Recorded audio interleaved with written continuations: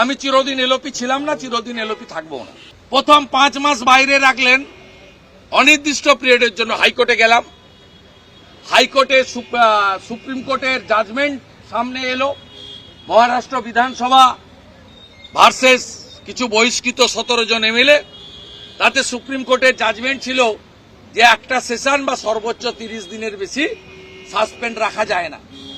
আপনারা বাধ্য হলেন হাউসে মোশন এনে প্রত্যাহার করতে। তারপরে ওই 1 মাসের সুযোগ নিয়ে 1 মাস করে 8 মাস বাইরে রেখেছেন। হাউসে অন্য কোনো দল নেই, শুধু বিজেপি আছে। গোটা ভারতবর্ষে বলুন কোথায় ব্যক্তি শুভেন্দু অধিকারী ছেড়ে দিন। আমি চিরদিন এলওপি ছিলাম না, চিরদিন এলওপি থাকবো না। এলওপিকে বাদ দিয়ে বাজেট সেশন, রাজ্যপালের ভাষণ, প্রথা কি? বিধান রায়, জ্যোতিবাবু, সিদ্ধার্থবাবু, সেই সময় থেকে হরিপদ ভারতী, সেই সময় থেকে প্র্যাকটিস কি? রাজ্যপালের ভাষণে 1 বছরের সরকারের কাজ তুলে ধরা হয়।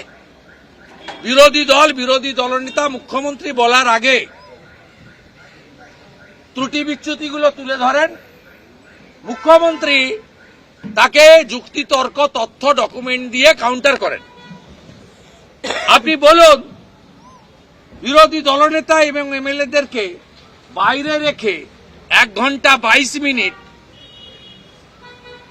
লাইভ টেলিকাস্ট, এই রাজ্যে বাজেট লাইভ টেলিকাস্ট হয় না।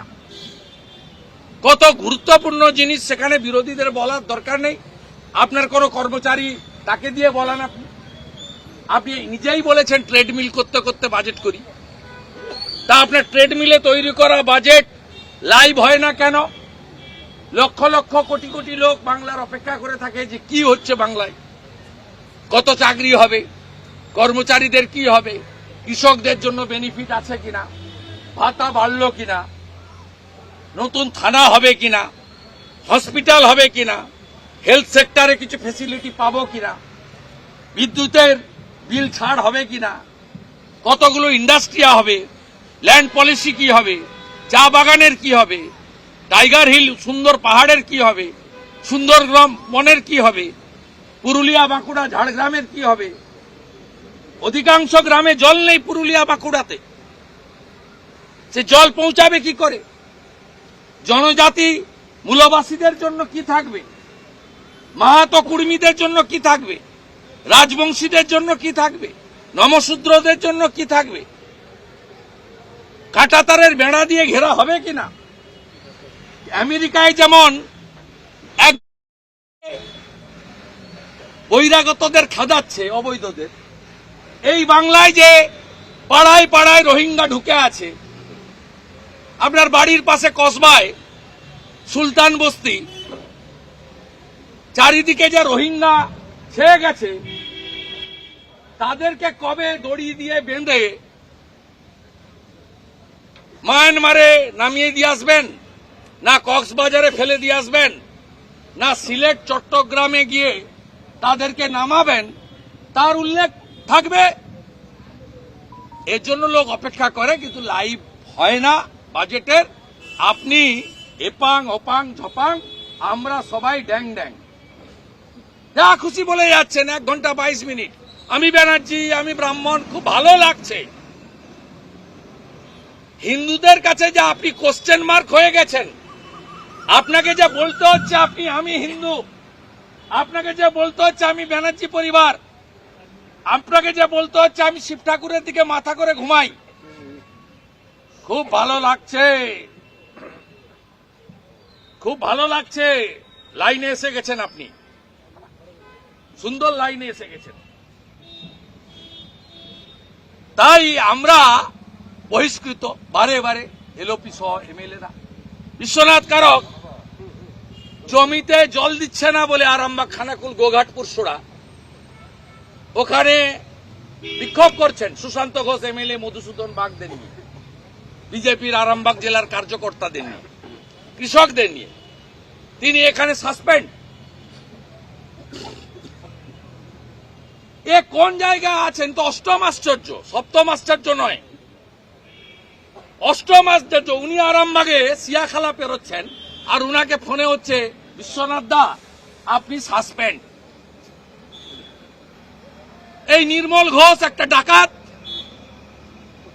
অভয়াকে দাঁড়িয়ে থেকে ও বলে দিল, আর মাননীয় বিমান ব্যানার্জি মেরুদণ্ডটা খুলে আলমারিতে রেখেছেন, ড্যাং ড্যাং করে নাচছেন। যত পারেন প্রিভিলেজ করুন না, 8 বার করেছেন আমার নামে, একটা প্রিভিলেজ উইথড্র করেছেন হাউসে, যা খুশি করুন।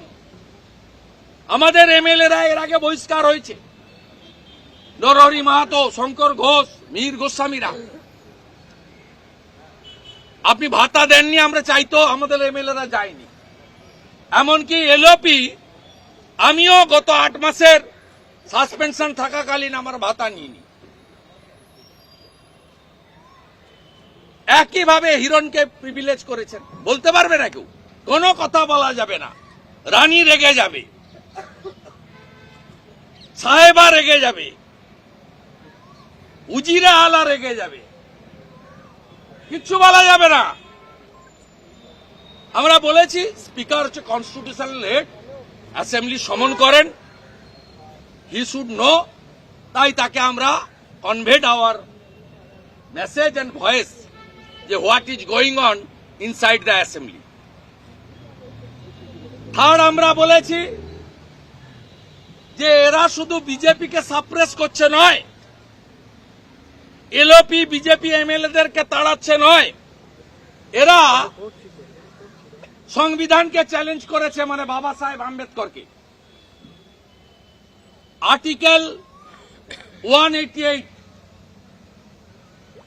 গভর্নর স্পিচে বলেছে যে অ্যাসেম্বলির নিজস্ব রুল আছে, রুল 5-এ আপনি আমাকে ডিফাই করেছেন। কিন্তু যখন রুলের সঙ্গে কনস্টিটিউশনের কনফ্লিক্ট হয়, তখন সংবিধান হচ্ছে মাদার, সংবিধান হচ্ছে ফাইনাল, তখন রুল আপনার কন্টিনিউ করতে পারে না, তখন সংবিধানই ফাইনাল। এক্ষেত্রে রায়াত হোসেন না কি নাম, ভগবান গোলার রিয়াত হোসেন সাহেব আর সায়ন্তিকা ব্যানার্জি মহোদয়া, এদেরকে অবৈধভাবে মেম্বার করে রেখেছেন, স্ট্যান্ডিং কমিটিতে রেখেছেন, ভাতা দিচ্ছেন, বেতন দিচ্ছেন, পাবেন ওরা জিতেছে। কিন্তু রেকটিফাই করুন। ডেপুটি স্পিকারকে অ্যাসাইন করেছে গভর্নর, ডেপুটি স্পিকার আশিস ব্যানার্জিকে বসিয়ে সংবিধানকে চ্যালেঞ্জ করেছেন, বাবা সাহেব আম্বেদকরকে চ্যালেঞ্জ করেছেন, করে আপনি শপথ করিয়েছেন স্পিকারকে দিয়ে।